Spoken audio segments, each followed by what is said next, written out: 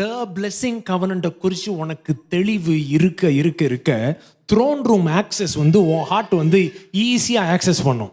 When you have a clarity of the blessing covenant, you will have access to the throne room very easily.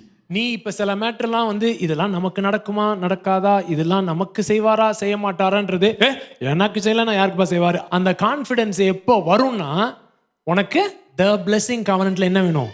Light.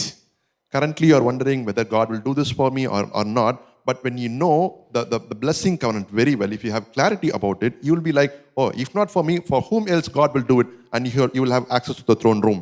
So ஆதியாகமம் 1 அதிகாரம் 27-28 வசனங்கள்ல, so God created man in his own image, in the image of God he created him, male and female he created them, then God blessed them. பலுகி பெருகி நிரப்பி கீழ்ப்படுத்தி ஆண்டு கொள்ளுங்கள். இதுதான் blessing covenant. This is the blessing covenant. நீ எங்க போனாலும் எதை பண்ணாலும் எந்த ஏரியா எடுத்தாலும் நீ என்ன பண்ணணும்? பலுகணும், பெருகணும், நிரப்பணும், கீழ்ப்படுத்தணும், ஆண்டு கொள்ளணும். இதுதான் உன்னுடைய job agenda on earth. Wherever you go, whatever work you do, whatever you think, whatever you do, all that you will do is to be fruitful, multiply, subdue, fill the earth and dominate. Verse 7. As for you, be fruitful. Verse 9. As for me, I will establish the covenant. Look at somebody and say, as for you, you be fruitful.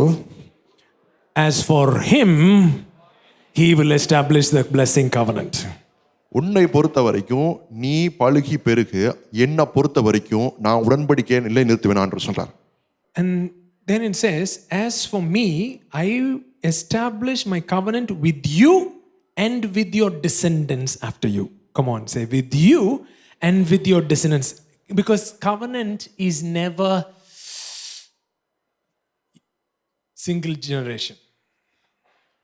நானோ வென்றால் இந்த உடன்படிக்கை உன்னோடும் உன் சந்ததியோடும் நான் உனக்கு பின் வரும். பக்கத்துல பார்த்து சொல்லி, இன்னைக்கு மெசேஜ் நீ மாத்திரம் கேட்கல, உன் வயிற்றுக்குள்ள இருக்கிற ஏகப்பட்ட சந்ததிகள் இந்த மெசேஜை கேட்டுக்கிட்டு இருக்காங்க. As for you, you be fruitful. As for you, you be fruitful and multiply. As for him, he will keep establishing his covenant in every generation. இந்த செய்தியை இப்ப நீங்க மாத்திரம் கேட்கல, உங்களுக்குள்ளாக இருக்கிற பின்வரும் சந்ததியினரும் பார்க்க நிறைய சந்ததியினர் கேட்டுட்டு இருக்காங்க. அவரை பொறுத்த வரைக்கும் அவர் இந்த ஆசீர்வாதத்தின் உடன்படிக்கையை நிலைவரப்படுத்த போகிறாரு. உங்கள் சார்பாக நீங்கள் பழுகி பெருகி நிரப்ப போகிறீர்கள். Verse 11 says, thus I establish my covenant with you. Never again shall all flesh be cut off by the waters of the flood. Never again shall be there a flood to destroy the earth.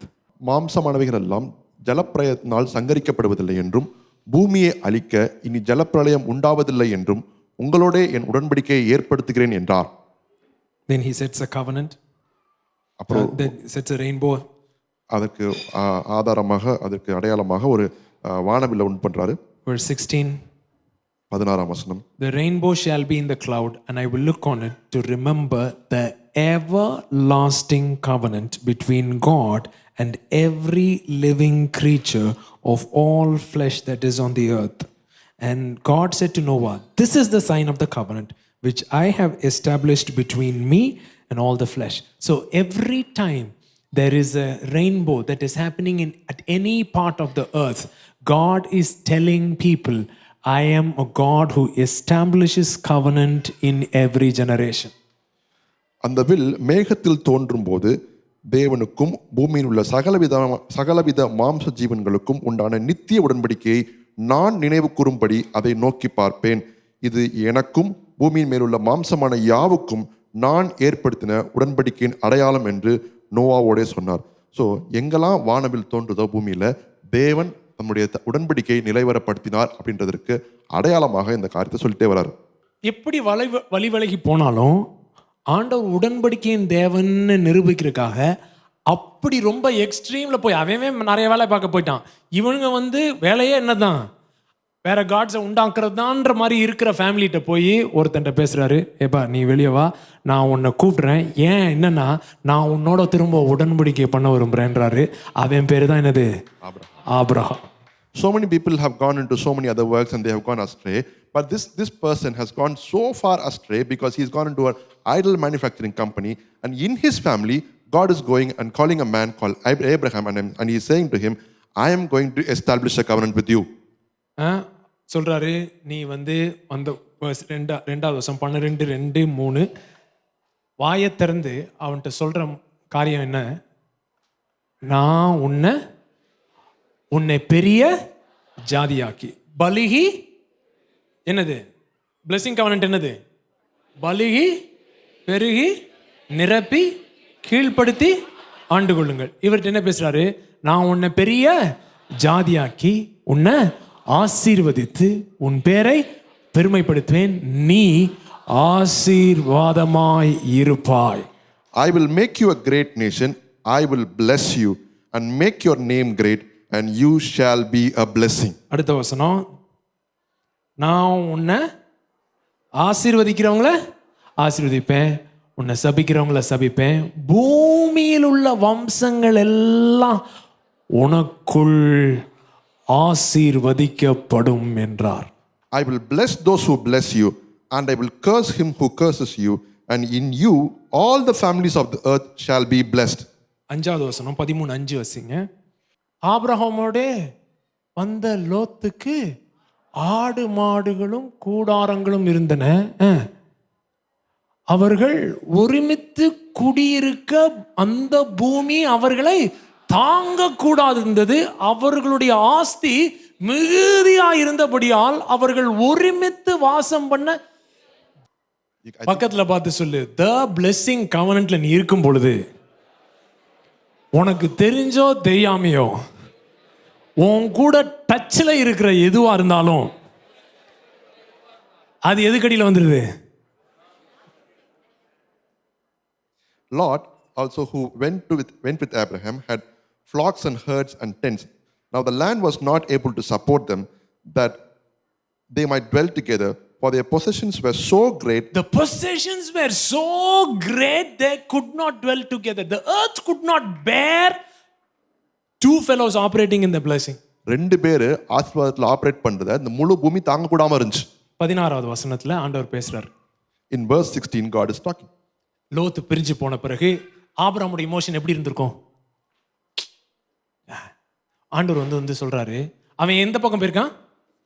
East பக்கம் போயிருக்கான். ஆண்டவர் சொல்றாரு ஆபிரகாம்கிட்ட, தம்பி உன் கண்ணை ஏறெடுத்து பார்.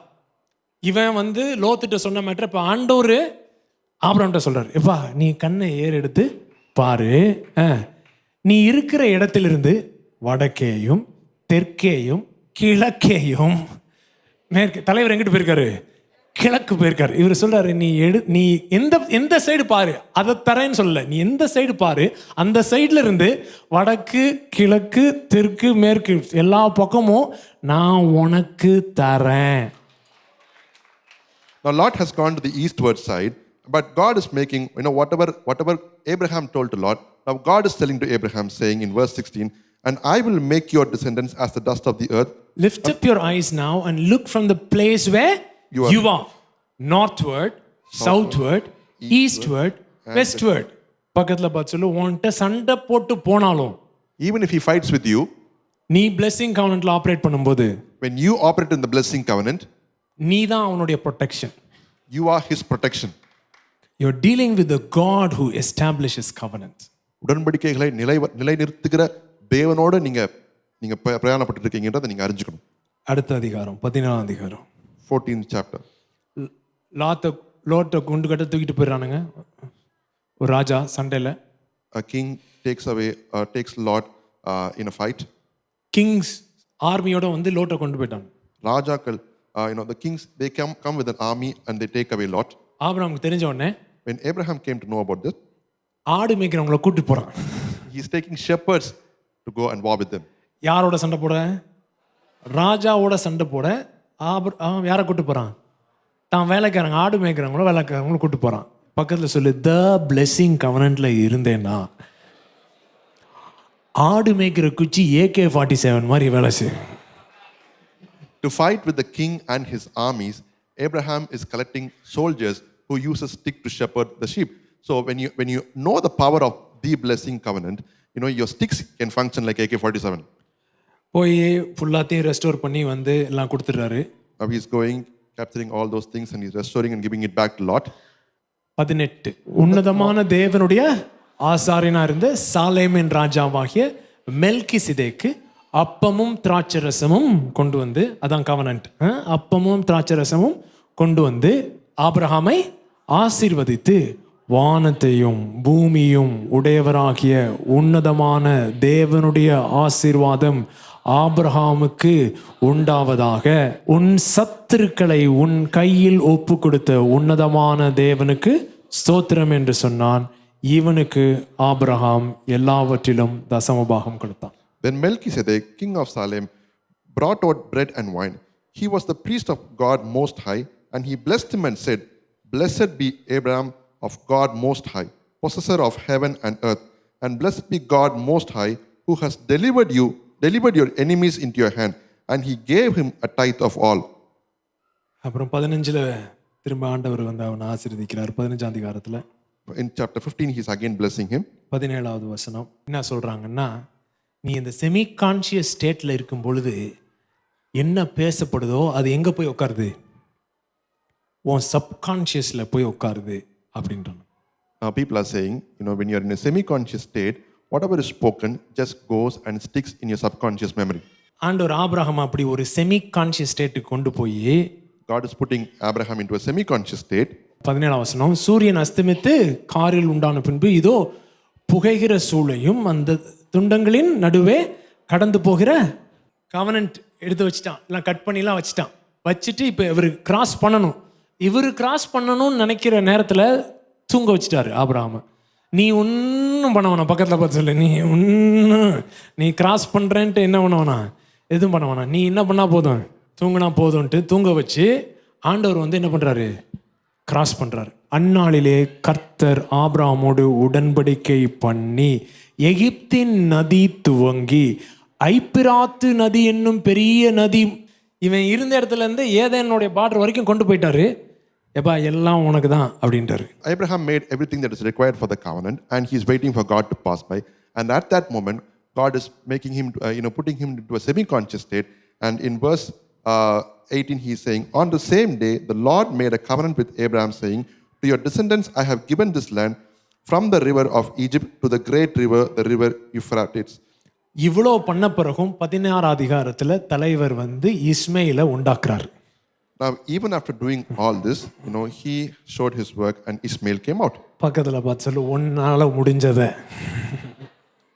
நீயும் அப்போதைக்கு பண்ணினே தான் இருக்கிற. In whatever capacity you can do and make a mess, you are doing it. என்னன்னா எல்லாரும் தப்பு பண்ணலாம். Anybody can make a mistake.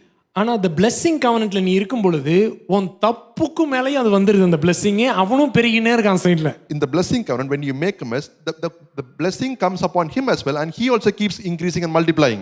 இஸ்மாயிலையும் பார்த்து ஆண்டவர் என்ன சொல்லிட்டாரு, சந்ததியை மிகவும் பெருக பண்ணுவேன், உன் சந்ததி மிகவும் பெருக பண்ணுவேன், மிகவும் மல்டிப்ளை, மிகவும் பெருக பண்ணுவேன், அது பெருகி. இது யாருக்கு? நீங்க நினைப்பீங்க ஈசாக்குன்னு. இல்லை, இது யாருக்கு? இஸ்மேலுக்கு. லோத்துவா இருந்தாலும் சரி, உன்னுடைய சொதப்பலாகிய இருந்த இஸ்மேலா இருந்தாலும் சரி, எதுவா இருந்தாலும் சரி, உன் கூட அட்டாச்சா ஆயிருச்சுன்னா the blessing covenantோட ஏதோ ஒரு டச் வந்துருச்சுன்னு வச்சுக்கோவேன், அது வந்து பழுகாம பெருகாம இருக்கவே முடியாதுன்றதுக்கு இன்னைக்கும் உனக்கு எக்ஸாம்பிள் இருக்கு சார். இன்ன வரைக்கும் சண்டை போட்டு நிற்கிறான். 16 verse 10, Then the angel of the Lord said to her, I will multiply your descendants exceedingly, so that they shall not be counted for the multitude. You might think it is spoken for Isaac, but it's actually spoken for Ishmael.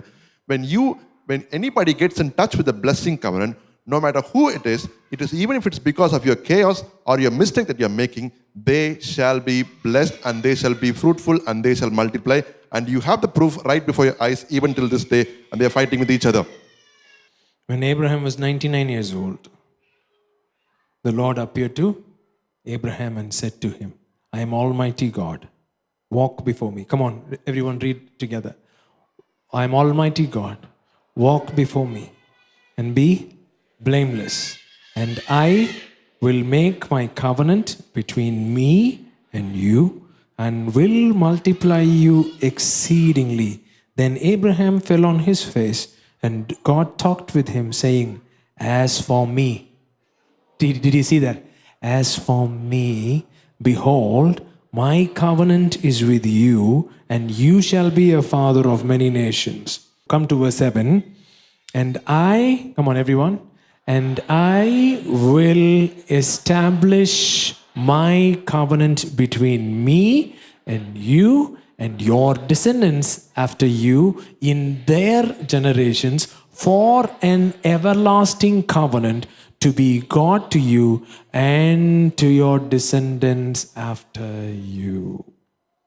Abraham 99 வயதான போது கர்த்தர் ஆபிரகாமுக்கு தரிசனமாகி, சத்தமா வாசிங்க.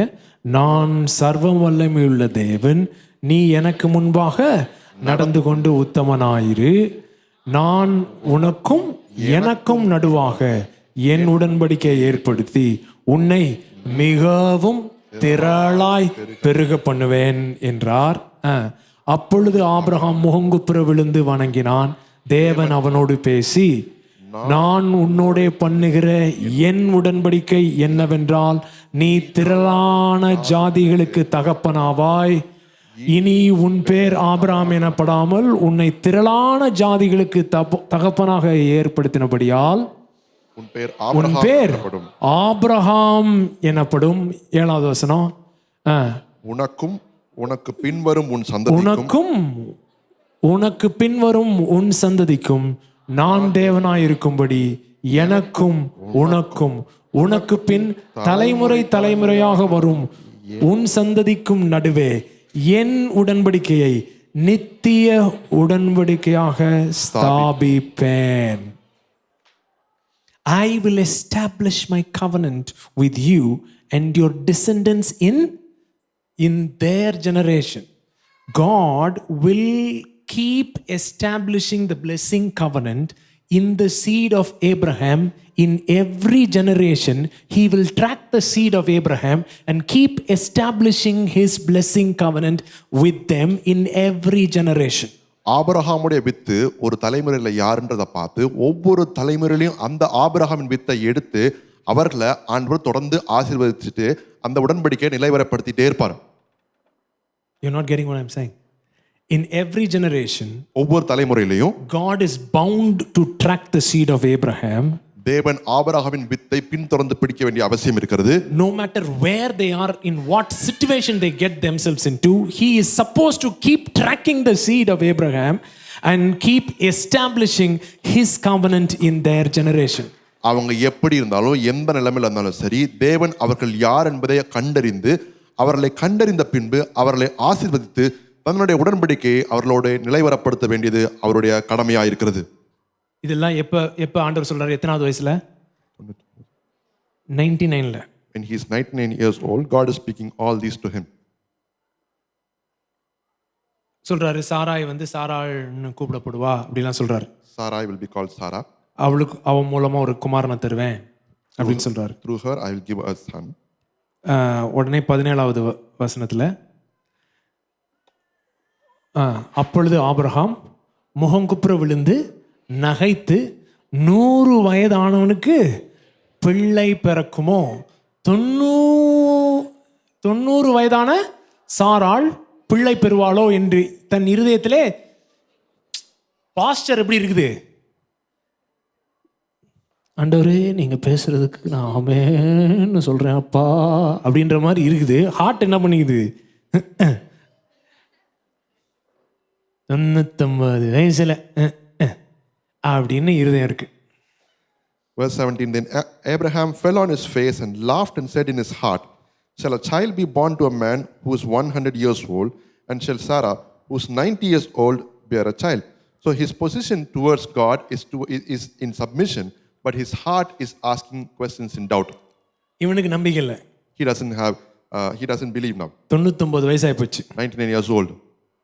அடுத்த வசனம், இஸ்மேலை முன்னாடி தள்ளிட்டு எனக்கே தெரியாமல் ஒரு தடவை ஜம்ப் ஸ்டார்ட் ஆயிடுச்சு, இதை வச்சு நம்ம அப்படியே மேனேஜ் பண்ணி நம்ம கவனன்ட்டை நீங்கள் மெயின்டைன் பண்ணிட்டீங்கன்னா அப்படின்னு சொல்கிறாரு. இஸ்மேல் உமக்கு முன்பாக பிழைப்பானாக என்று ஆபிரகாம் தேவனிடத்தில் விண்ணப்பம் பண்ணினான். அப்பொழுது தேவன், உன் மனைவியாக சாராள் நிச்சயமாய் உனக்கு ஒரு குமாரனை பெறுவாள், அவனுக்கு ஈசாக்கு என்று பெயரிடுவாயாக, என் உடன்படிக்கை அவனுக்கும் அவன் பின்வரும் அவன் சந்ததிக்கும் நித்திய உடன்படிக்கையாக ஸ்தாபிப்பேன் அப்படின்னு சொல்லி எஸ்டாப்ளிஷிங் கவனன்ட்டுடைய சீட் லைனை மென்ஷன் பண்றாரு. இங்க பாரு, இஸ்மேல் அதெல்லாம் தெரியும், அவனெல்லாம் ஆசீர்வதிச்சுக்கிட்டு எல்லாம் பண்றேன், நீ அவனை விட்டுரு, ஆனா நான் உனக்கு சொன்ன ஒரு மேட்ரு, அது ஒன்னாலையும் சாராளாயும் உண்டாகிற ஒரு குமாரன், அவன் பேர் ஈசாக்கு, அவனோட ஏன் உடன்படிக்கையை நான் ஸ்தாபிப்பேன்றார். Abraham is bringing Ishmael to the front and saying, Lord, let this fellow live. But God is saying in verse 18, then God said, no, Sarah your wife shall bear you a son, and you shall call his name Isaac. I will establish my covenant with him for an everlasting covenant, and with his descendants after him. And so God is telling to Abraham, he's giving him the name and he's calling this lineage, and he's saying, I am going to establish this covenant with you in your seed and with the seed after him as well. 26ஆம் அதிகாரம். Abraham நாட்களில் உண்டான பஞ்சத்தை அல்லாமல் பின்னும் ஒரு பஞ்சம் தேசத்தில் உண்டாயிற்று. அப்பொழுது ஈசாக்கு பெலிஸ்தருக்கு ராஜாவாகிய அபீமெலேக்கு கேராகுக்கு போனான். கர்த்தர் அவனுக்கு தரிசனமாகி, நீ எகிப்துக்கு போகாமல் நான் உனக்கு சொல்லும் தேசத்திலே குடியிரு, இந்த தேசத்திலே வாசம் பண்ணு, நான் உன்னோடைய கூட இருந்து உன்னை ஆசீர்வதிப்பேன், நான் உனக்கும் உன் சந்ததிக்கும் இந்த தேசங்கள் யாவையும் தந்து உன் தகப்பனாகிய ஆபிரகாமுக்கு நான் இட்ட ஆணையை நிறைவேற்றுவேன். 4வது வசனம், ஆபிரகாம் என் சொல்லுக்கு கீழ்ப்படிந்து என் விதிகளையும் என் கற்பனைகளையும் என் நியமங்களையும் என் பிரமாணங்களையும் கை கொண்டபடியினால் நான் உன் சந்ததியை வானத்தின் நட்சத்திரங்களைப் போல பெருக பண்ணி உன் சந்ததிக்கு இந்த தேசங்கள் யாவையும் தருவேன், உன் சந்ததிக்குள் பூமியில் உள்ள சகல ஜாதிகளும் ஆசீர்வதிக்கப்படும் என்றார். Genesis chapter 26 verse 1 to 5. There was a famine in the land besides the first famine that was in the days of Abraham. And Isaac went to Abimelech, king of the Philistines in Gerar. Then the Lord appeared to him and said, do not go down to Egypt. Live in the land of which I shall tell you. Dwell in this land, and I will be with you and bless you. For to you and your descendants I give all the lands, and I will perform the oath which I swore to Abraham your father. And I will make your descendants multiply as the stars of heaven. I will give to your descendants all these lands, and in your seed all the nations of the earth shall be blessed, because Abraham obeyed my voice and kept my charge, my commandments, my statutes, and my laws. 12வது வசனம், ஈசாக்கு அந்த தேசத்தில் என்ன டைம்ல, பஞ்ச காலத்துல விதை விதைக்கிறான். கர்த்தர் அவனை ஆசீர்வதித்ததினால் அந்த வருஷத்திலே, பஞ்சத்தின் வருஷத்திலே அவன் 100 மடங்கு பலனடைந்தான். அவன் ஐஸ்வர்யனாகி வர வர விருத்தியடைந்து மகா பெரியவனானான். அவனுக்கு ஆட்டு மந்தையும் மாட்டு மந்தையும் அநேக பணிவிடைக்காரரும் இருந்தபடியினாலே பெலிஸ்தர் அவன் பேரில் பொறாமை கொண்டு. Isaac sowed in that land and reaped in the same year 100-fold, and the Lord blessed him. The man began to prosper and continued prospering until he became very prosperous, for he had possessions of flocks and possessions of herd and a great number of servants. So the Philistines envied him. பக்கத்துல பார்த்து சொல்லு, enviable manifestation of the blessing covenant. பொறாமை கொள்ளும் அளவிற்கான அந்த ஆசீர்வாதத்தின் உடன்படிக்கையின் வெளிப்பாடு. 28ஆம் அதிகாரம். ஈசாக்குக்கு எத்தனை பசங்க? 2 பசங்க. பேர் என்ன? ஏசா, யாக்கோபு. Isaac has 2 children, one is Esau and one is Jacob. So ஏசாக்கு அவன் தான் மூத்த பையன். Esau is the firstborn. அதனால the blessings ட்ராக்ல யார் வந்துடும்? ஏசா வந்துடும். Since he is the firstborn, the seed of blessing will come on him. ஆனா அவன் வந்து என்ன கழுத பெரிய பிளெஸிங் இல்லைங்க அப்படி இருந்தான். Okay. But he was very ignorant of the firstborn rights. ஆனா இவனுக்கு ஜேக்கபுக்கு அவனுக்கு ஹார்ட் வந்து அந்த பிளெஸிங்ல இருந்துட்டே இருக்கு. But the heart of Jacob was on the blessing. A man should control his appetite. When a man cannot control his appetite, he makes foolish decisions. ஒரு மனுஷன் அவனுடைய ஆப்பிடைட்டை கண்ட்ரோல் பண்ண தெரியலன்னா முட்டாள்தனமான காரியங்களை செய்ய ஆரம்பிச்சிருவான். Gets into trouble every single time. ஒவ்வொரு தடவையும் பிரச்சனையில போய் மாட்டிக்குவான். Cannot think straight when your appetite is taking over you. உங்க ஆப்பிடைட் அது டேக் ஓவர் ஆயிடுச்சுன்னா மூளை சரியா யோசிக்க முடியாது, நேர்வழியா யோசிக்காது. Be it food appetite, sexual appetite, it cannot take you over. அது சாப்பாட்டு மேல உள்ளதா இருக்கலாம் அல்லது பாலியல் ரீதியா இருக்கலாம். இதெல்லாம் டேக் ஓவர் ஆயிடுச்சுன்னா நேர்வழியா யோசிக்க முடியாது. So இவன் வந்து கூழ் கலக்கிட்டு இருக்கான். He's making some porridge. பசிக்கு வந்தவனுக்கு எல்லாம் அமிர்தம் அப்படின்னு இருக்கும் போது இந்தாப்பா அப்படின்னு உடனே என்ன வேணும்னு உடனே உன்னோட சேஷ்ட புத்திர பாகம் வேணும்னு சொல்லிட்டான். So he was making the porridge and Esau asked, what do you want in exchange? And he said, I want your firstborn rights.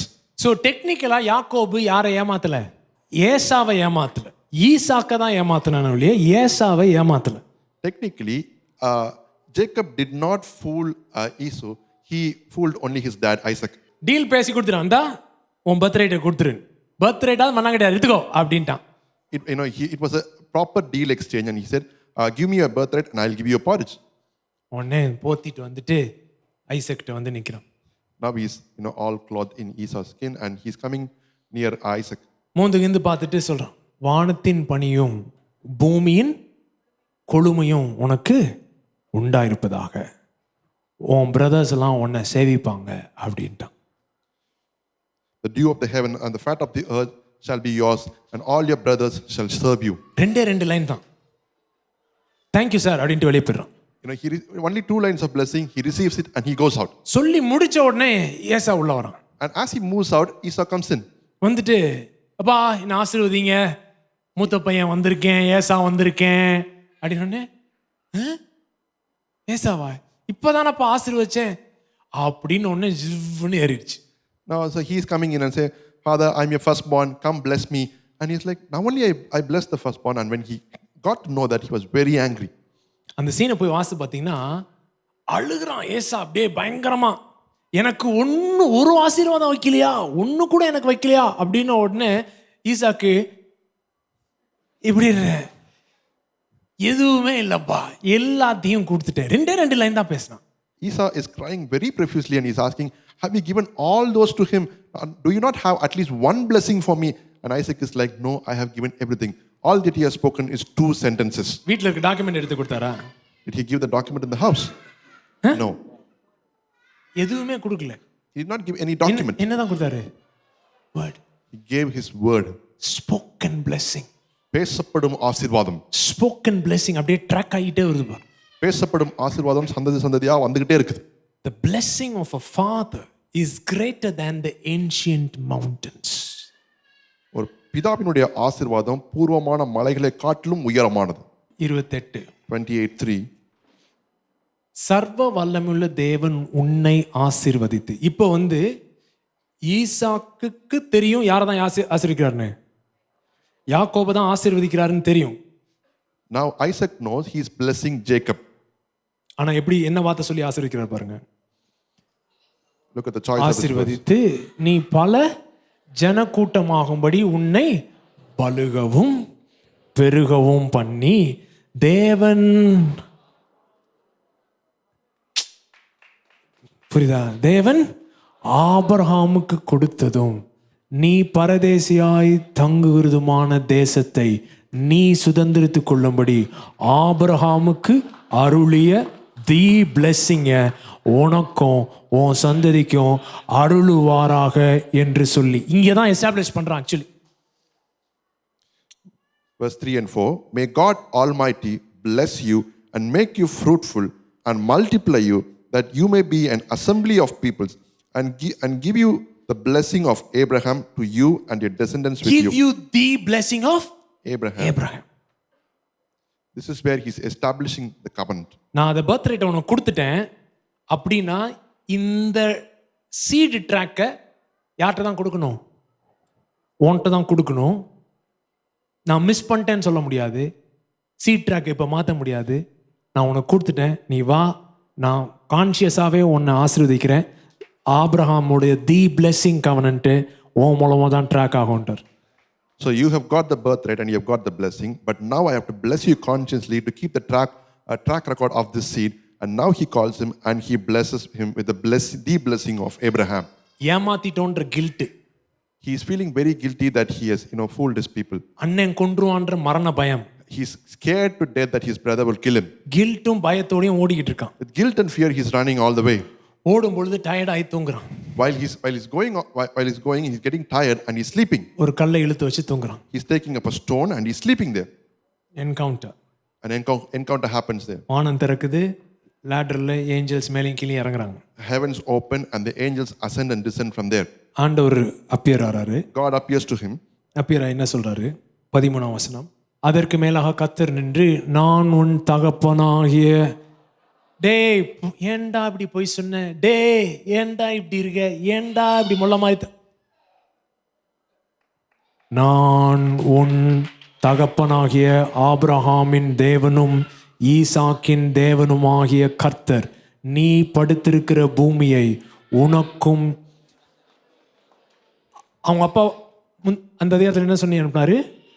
நீ பரதேசியா சத்திட்டு இருக்க, இந்த மேட்ரை நான் தருவேன்னு ஈசாக்கு சொல்லிட்ட பிறகு ஆண்டவரே மாத்தி வேற எதுவும் பேச முடியாது. Now in verse 13, when God is appearing to Jacob, he's not saying, why did you cheat? Why did you lie? He's not asking all those questions. Rather, he says, and behold, the Lord stood above it and said, I am the Lord God of Abraham, your father, and the God of Isaac. The land on which you lie, I will give to you and your descendants. So whatever blessing about the land, whatever Isaac spoke to Jacob, God himself cannot change that because it has come out of the mouth of Isaac. அடுத்த வசனம், உன் சந்ததி பூமியின் தூளை போல் இருக்கும், நீ மேற்கேயும் கிழக்கேயும் வடக்கேயும். இது யாருக்கு சொன்னது? ஆபிரகாம் சொன்னார். அதே மேட்டர் திரும்ப ட்ராக் பண்ணிட்டே வர ஆண்டவர். பாரு, ஒவ்வொரு ஜெனரேஷன்லையும் அந்த சீடிட்ட வார்த்தை பெசகாம, வார்த்தை மாறாம, எல்லா கிளாசஸ் ஆஃப் த கவர்னண்ட்டையும் மெயின்டைன் பண்ணி ட்ராக் பண்ணிட்டே வர்றார். So now in verse 14 he's saying, also your descendants shall be as the dust of the earth. You shall spread abroad to the west and the east, to the north and the south. So whatever he spoke to Abraham, he's not changing any single clause of the covenantal word, and he's keeping on repeating to every generation word by word. உன் வித்துக்குள் பூமியின் சகல ஜாதிகளும் ஆசீர்வதிக்கப்படும் அப்படின்றது ஆபிரகாமுக்கு சொன்னது திரும்ப யாக்கோபுக்கு சொல்றார். In your seed, all the families of the earth shall be blessed. That was spoken over Abraham, and he's repeating here the same to Jacob as well. 30வது அதிகாரம் 27ஆம் வசனம். யாக்கோபு அங்கே போயிட்டாரு, லாபான் ஏமாத்தின்னே இருக்கிறாரு, எல்லாம் பண்ணிக்கிட்டே இருக்காப்புல. Laban keeps tricking him and cheating him. உடனே இவர் கிளம்பலான்னு முடிவு பண்றாப்புல. So now Jacob is wanting to leave. 25வது வசனம். ராகேல் யோசேப்பை பெற்ற பின் யாக்கோபு லாபானை நோக்கி, நான் என் ஸ்தானத்திற்கும் என் தேசத்துக்கும் போக என்னை அனுப்பிவிடும். சார் போதும், நான் கிளம்புறேன் அப்படின்றாப்புல. And it came to pass when Rachel had born Joseph that Jacob said to Laban, send me away that I may go to my own place and to my own country. He's saying, enough is enough, let me go. அடுத்து, நான் உமக்கு ஊழியம் செய்து சம்பாதித்த என் மனைவிகளையும் என் பிள்ளைகளையும் எனக்கு தாரும், நான் போவேன், நான் உம்மிடத்தில் சேவித்த சேவகத்தை நீர் அறிந்திருக்கிறீர் என்றான். நான் நிறைய ஒர்க் பண்ணியிருக்கேன், எல்லாம் பண்ணியிருக்கேன், தயவுசெய்து நான் கிளம்புறேன்றான். அடுத்த வசனம், அப்பொழுது லாபான், உன் கண்களில் எனக்கு தயவு கிடைத்தேயானால் நீ இரு, உன் நிமித்தம் கர்த்தர் என்னை ஆசீர்வதித்தார் என்று குறிப்பினால் அறிந்தேன். Give me my... please, yes, நீ தஞ்சத்துக்கு தான் ஓடி வந்த, உசுருக்காக தான் ஓடி வந்த, இருந்தேன், நான் உனக்கு இடம்லாம் கொடுத்தேன். ஆனால் நீ வந்ததிலிருந்து உன் நிமித்தம் நான் ஆசீர்வதிக்கப்படுறத பார்த்துட்டே இருக்கேன், நீ தயவுசெய்து போயிடாத என்னை விட்டு, நீ இரு, உனக்கு என்ன வேணும்னு சொல்லுன்னு கேட்க. Give me my wife and my children for whom I have served you, and let me go, for you know my service which I have done for you. And Laban said to him, please stay, if I have found favor in your eyes, for I have learned by experience that the Lord has blessed me for your sake. பக்கத்தில் சொல்லி ஏகப்பட்ட character வந்து போயிருக்கானுங்க. So many characters have come in and gone by, ஆனால் ஆண்டவர் character மாறாமல் இருக்கு. but the character of the Lord has never changed. The blessing கவனன்ட்டை நீ புரிஞ்சுக்கிட்டு அதில் லைட் உனக்கு அடிக்குதுன்னு வச்சுக்கோவேன். If you understand the blessing covenant and if you have revelation light about it, நீயே டிகிரிடிங்காக வேலை பார்த்தாலும், even if you mess up your life, ஆண்டவர் கேரக்டர் மாறாமல் இருப்பார். the Lord will not change his character towards you.